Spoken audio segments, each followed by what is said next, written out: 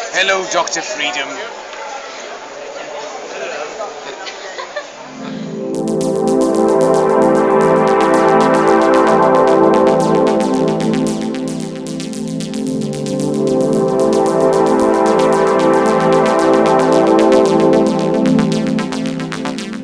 Howdy, folks. Dr. Freedom here with the Times of Doctor News from in and around the universe, or may or may not well, just might excite the hell out of you. It could. There's a lot of really interesting stuff that's happened over the last couple days, and some really, really big announcements. For one, all right, now I know some folks are a little bit spoilery, but this is a cast announcement for Series 12. Word is now from multiple people who are on set over the last couple days, and we're going to go into this in a minute, that Stephen Fry has been seen on location for Series 12 filming. And this is coming from like 2 or 3 people who are actually there. Apparently he's wearing some kind of 1940s tweed style suit. We don't know what character he's playing. We just know, hell, not bad for a show that everyone, a bunch of guys out there saying really sucks. They've been trying to get Stephen Fry on this show for quite a while. And as you all know, Stephen Fry, well-known actor, comedian, resume out the yin yang. And maybe even a few of you oldsters remember that little show a while ago called A Bit of Fry and Laurie, with that other doctor, the guy who turned out to be House. You remember him, Hugh Laurie. Yeah, so of course, we'll never get Hugh Laurie as the doctor. They can't never afford him. It's like, sheesh. Guy was making like $1 million an episode on House towards the end. So it's like, not like he needs to work. But, okay. But let's get into the really exciting stuff, because I'm going to get this stuff out of the way first before we go into the filming news, because I got it scattered all over hell. Okay, so let's get into it. This is really exciting. My nipples are hard. My butt's going, whoo. I'm whistling zippity-doo-dah. And this is why. Okay, here we go. Okay, Peter Purvis put out this week, Mission to the Unknown, a complete remake by University College of Lancashire, is putting out a remake of Mission to the Unknown, one of the lost episodes of back in the Hartnell era. And this is really exciting. They're actually reshooting it, and according to Peter Purvis here, he's also put out another tweet. Let me pop it over here. All right, big thanks to all those involved. Apparently, he's also doing a short bit for it, like a little mini documentary thing or something like that. It's going to go out commentary or whatever. I'm not sure, but here we go. Okay, now someone asked, is it being filmed in 4:3 black and white like the 1960s stories were, or is it in 16:9 color?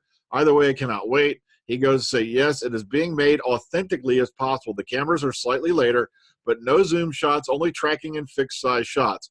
Edward D'Souza and I are involved in a filmed Q&A. Nicholas Briggs is the Daleks. So interesting stuff. Hang on, let's go to some pictures. Oh, look at this. Now, over on Toy Box Treasures, they put up a few pics. You can find these all over the place. I shared this to the Dr. Freedom page. So if you want to run over there on Facebook, you can see them there as well. Look at this stuff. Look at this stuff.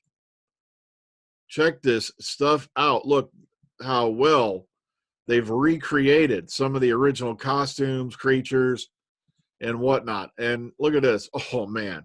This is just freaking awesome, man. It's really, really freaking cool that these guys are doing this. So right here, yeah, a lost episode is being recreated by University College of Lancashire.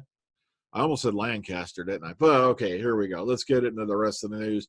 But like I said, this just has me really, really excited. All right.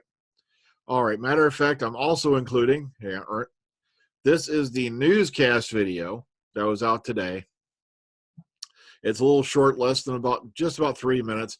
That covers all this as well. So you're going to get a link to this in the description box below if you want to go see some more on it. But like I said, the pics are up all over Twitter.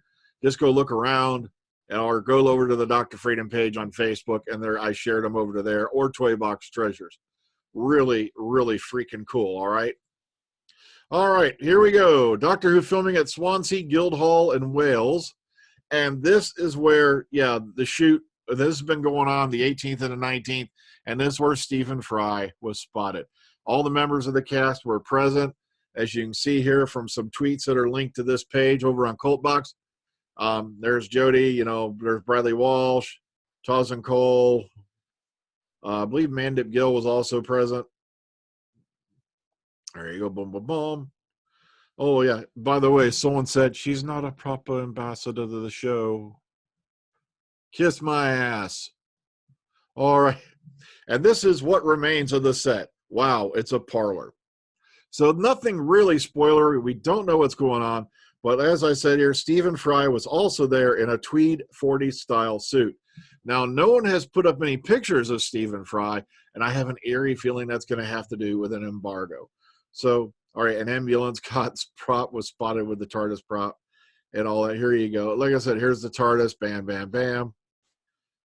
On there. Also, here's a little bits of video.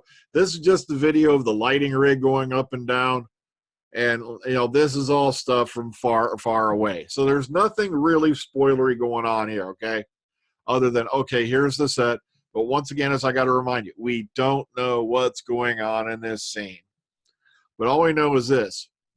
A prop plaque on the wall states, quote, and so you may want to get out of here because this might get a little spoilery at this point. In honor of those members of the Secret Intelligence Service who gave their lives in the service of Queen and country, the atomic bomb made the prospect of future war unendurable. Those willing to sacrifice in the shadows prevent that war. And it's funny because there's film crew members and other crew members are on the plaque listed, their names as those who gave their life to this service. So nice, nifty thing there. There's a couple different tweets there going to it. More plaques were photographed with more names of the film crew with earlier and later dates. So here you go, nifty, nifty stuff going on. And this was, of course, on the door, Chief of the Secret Intelligence Services. So it's kind of nifty, nifty, nifty. Here you go. Just some signs and some other stuff. Here was a floor layout map. Said nothing major going on here. You know, we don't know what the story is. Oh, there's another pic there of Jodie with a fan. So, like I said, really exciting stuff going on over there at the Guildhall. But apparently, I think that's wrapped up now. I'll have to go double check to be sure over in Swansea. All right, Stephen Fry once again reportedly starring in Doctor Series 12. I just had this here because I forgot to take it down. All right, moving forward. Because the other article by Cultbox covers it way, way better. So, win a breakfast and set tour with Jodie Whittaker and Mandip Gil. She doesn't properly represent the show as an ambassador. No. All right. UK residents over the age of 18 are eligible to enter a Comic Relief Red Nose Day prize draw for breakfast with Jodie Whittaker and Mandip Gil, plus a tour of the Doctor Who set in Cardiff, Wales. The winner may bring one guest over 18 or a younger guest over 14, provided the winner is their parent or guardian. I'm assuming this is UK only. You can choose as many entries as for which you wish to pay at this site. Bam, bam, bam. And proceeds, of course, go to Comic Relief. You may also enter for free by post. Center your full name, the country of residence, and date of birth. Okay, so to this right here, only one entry per post. Entries must arrive by April 13th, when it'll be notified by April 15th. The problem is I don't live anywhere near the UK, and there's no way in hell I could get there if I want anyway. But maybe someone out there can get a hold of it. All right, bam. All right, Steve Moffat defends Jodie Whittaker's Doctor Who as I'm living, and you should too. Get with hashtag Team Jodie. Doctor's been defended by its former boss. He left the show, of course, blah, blah, blah. We all know that. A few comments expressing this sentiment were perhaps unsurprisingly made on an Instagram post by Moffat last month, where he shared a picture of himself with Capaldi, Pearl Mackie, Michelle Gomez, and, of course, Mark Gaddis, along with the caption, overwhelmed by with nostalgia. Bam, bam, bam. There you go. Now, responding to one commenter who said that Doctor Who had gone to shit without him, Moffat said that he's a huge fan of what Whittaker and Chibnall have done. Quote, well, I'm loving it, and you should too. But, you know, it's always easier to miss the things you love than to learn to love new things, but not nearly as much fun. Get with hashtag Team Jodie. Another commenter posted a lengthy message about how forgettable they found Series 11, and Moffat replied, quote, forgettable, capital letters, forgettable. Look how many words you just wrote about it. Ha, gotcha.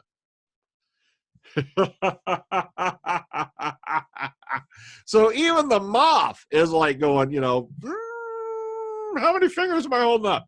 You know, it's like, but you gotta love this stuff where they're trying to kiss in with brownie points. The show has gone to crap since you left, and of course you get it back in your face. No. All right, Mandip Gil knows about the Dr. Yaz worshippers and says, quote, who knows where it's going to go? And of course she's referring to the quote unquote hashtag Thasman thing. That's what's going on.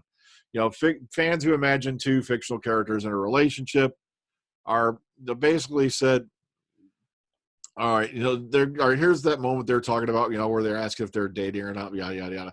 All right. Okay, I'm aware of it now, but at the time I was filming, it was never a thing. It must have just been the natural chemistry between Jodie and myself. After it came out, I was like, wow, I didn't even think that was a thing. I didn't think it was a thing until I saw people mentioning it online. I think it is just a natural thing that can happen between friends, or who knows where it's going to go. Okay, moving forward. Before my mind gets dirty. All right, the Lethbridge-Stewart, the HAVOC Files 2, special editions. This has just been announced. It'll be released at the beginning of March. If you want all the info you need, or you can put it on pre-order. Go down here. Okay, Candy Jar is also releasing updated versions of Mutually Assured Domination by Nick Walters and The Forgotten Son by Annie Fringham-Allen. Both books have been around 3,000 words of bonus material. The books can be pre-ordered from, of course, the Candy Jar website. Moving forward, BBC Radiophonic music album re-released. The 1968 album, the BBC Radiophonic music, is to be re-released in March on digital and vinyl by Silva Screen. Now, the album was the 10th release by the BBC Radiophonic Workshop and featured electronic works by composers John Baker, David Kane, and Delia Derbyshire. Here's the tracks listed. And of course, y'all, Delia Derbyshire is the name of the ship in Dr. Freedom and Eric for you 4 or 5 people who listen to those audio adventures. We're going to have more on that in just a minute, okay? This is due to be released on the 15th of March. So if you're interested in this,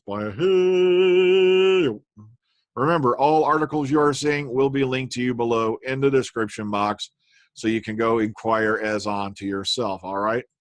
Sorry I'm running a little bit quick, but as I got to remind people, we recently went from an 8-hour day to a 9-hour day. And that means 45-hour weeks instead of 40-hour weeks. Plus getting used to the fact that I now have to be up at work an hour earlier than I used to be, and I leave a half hour after I used to every day. That's because we have a half-hour lunch thrown in now. Oh, God, this schedule's been a bear. And it really is. It's hard getting used to working this many hours again, because I did 58-hour weeks when I was at my previous job. And even 45-hour weeks at this point, it's like, when you're so used to doing 40 and you're out. But you don't want to hear about that. This is what you want to hear about. Dr. Freedom and Eric, Chapter 4 of What Lies Beneath. I am deeply sorry it's taken so long to get this one done. But, the guys who are out there and the ladies who are involved do not get paid to do this. And I only got their, audio files back a little while ago, or all of them. A lot of folks respond right away, but there's other folks that are busy and all that. Plus the fact that, as I've said, I have less time to do them now. But hopefully I'm going to try to have it out this weekend. I can't make any promises. I know there's some people out there who like the Dr. Freedom and Eric audio series. I'm going to try to have Chapter 4 out to you this weekend, okay? I just don't know if I can do it, okay? I've already got a couple of scenes pretty much close to done. I'm sorry, working on the other ones. I had to get a new copy of the sound editing software and put it on the main system because the old system's starting to die finally. I think the hard drive's starting to go. Well, folks, like I said, it's nice to see the Moff out there defending Series 11 and all that, because it's gotten silly. It really has. You've got people in open forums. Now, apparently this also happened at Galley 1, I found out. When somebody showed the new Doctor Who, I think, Titan figurine, a bunch of people thought, oh, I'm going to boo. Look at me. I'm so cool. Yeah, here's the problem. When you do things in the real world, there's a big fat difference between you do it here, online, and in the real world. In the real world, there are probably consequences. Whereas online, you have people who will pay you money. I just don't get it. That's just me, though. Like I said, a lot of people are like, Dr. Freedom, why don't you have a Patreon account? I said, because what am I going to give you exclusive content? I give you everything for free. I really don't. If I was going to open one, and that's let's just say, okay, here's a question for you commenters on the way out. How many of you actually listen to the Dr. Freedom and Eric audio adventures? Because if you do, I want you to give them a like. These people do not get paid to do this. I don't get paid to do this. We do this just for sheer fun. And if you're enjoying them, please go there, give it a like. Even if you're not listening to it, give these people a like. They're working hard for nothing. But also, if you'd like to have more like guest stars pop on, we had Sophie Aldred pop on in the very first one. It ain't cheap. It really isn't. And as much as she'd like to do them for free, you know, and all that, she can't. It's called union rules.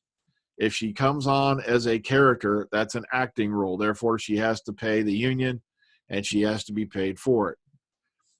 So that's why that little 34-second clip in Skydark, it cost money. I'd love to have Dr. Liberty reappear in the Dr. Freedom audios, but I'd have to pre-write all of it, and then we'd have to sit down because she really bent over backwards to make it as cheap as possible. She didn't even charge me a usage fee, which they could have. So basically, she made tiny commission off doing that for me, and I could never thank her enough for all of her kindness. I really can't. Well, folks, I got to get going, so please take care of yourselves. Please go peruse around, go find those photos for that Mission to the Unknown filming. And, you know, it's just awesome, all the stuff that's going on right now. Really, it is. Especially if Stephen Fry is on season 12, man. Oh, my ears are tingling. My nose is going, hoo, hoo, hoo, hoo, hoo, hoo. And I'm getting out of here for something else goes to applaud. Good night, folks.